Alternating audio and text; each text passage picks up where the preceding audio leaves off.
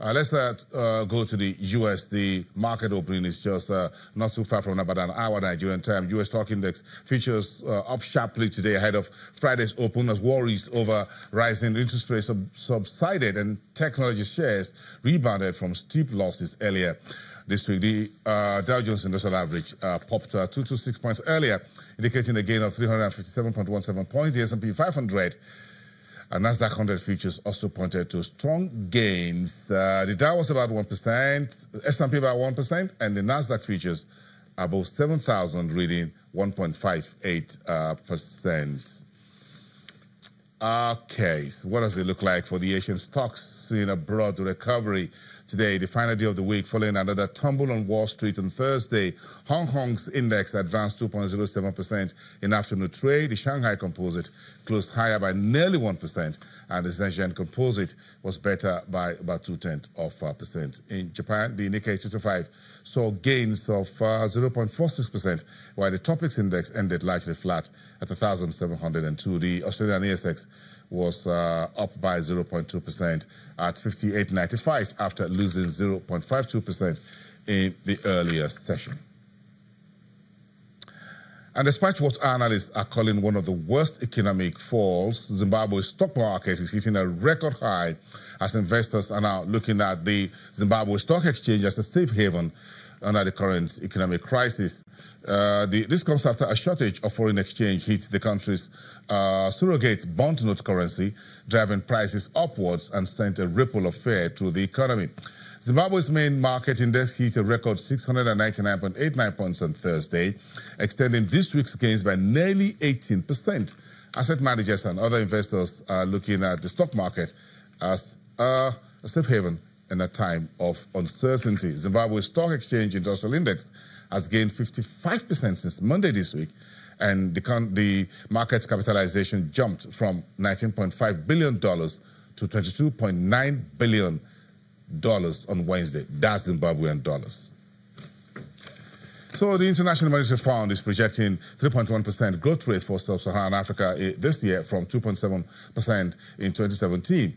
The Director for African Department, Abebe Selassie, attributes the growth rate to the rise in commodity prices for oil exporting countries. Take a listen. Our projections are now for the region as a whole growth to increase from 2.7% in 2017 to 3.1% this year, accelerating to 3.8% in 2019 for the region as a whole. This path is depicted by the orange lines that you see on the charts behind me. But as you can see, and as we've seen in recent years, there's quite a lot of heterogeneity in the growth path for the region. Growth remains fairly anemic in the oil exporters, the 8 countries as shown here by the blue line. For other resource-intensive countries, that's countries like Sierra Leone, Liberia, significant metals exporters, Zambia, and the like, growth has been of the order of 3–4%, and we see it continuing at that level. But I do want to stress that, weak as the aggregate numbers are, we see quite a lot of countries, around 22 countries, which have continued to sustain growth at the 5–6% mark. So a fairly heterogeneous picture when it comes to growth. And over the medium term, what we're seeing is growth, at least on current policies, plateauing at around 4%. This, of course, is still too low in per capita terms from what is needed to make a significant improvement in living standards. Abebe Selassie, the head of African Division at the IMF.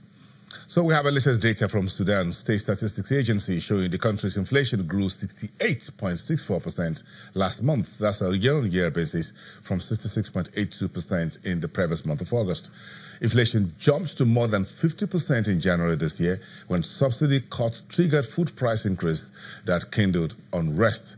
Meantime, Ivory Coast consumer inflation slowed to 0.5% year-on-year in September, down from 0.9% in the month of August. Food and soft drink prices slowed 0.6% year-on-year, while housing and utilities prices were up 2.2%. And Tiger Brand is back. That's the South African retailer reopening a meat processing or product processing facility that was shut after a major listerious outbreak in South Africa last year. The country's biggest food producer was implicated in the world's largest outbreak of listeria, which killed more than 200 people. In a statement issued today, Tiger Brand says the rigorous assessment of the factory had been completed by the South Africa's health authorities, endorsing standards and operating procedures for the safe production of food products. We'll take a break. We'll be right back into it.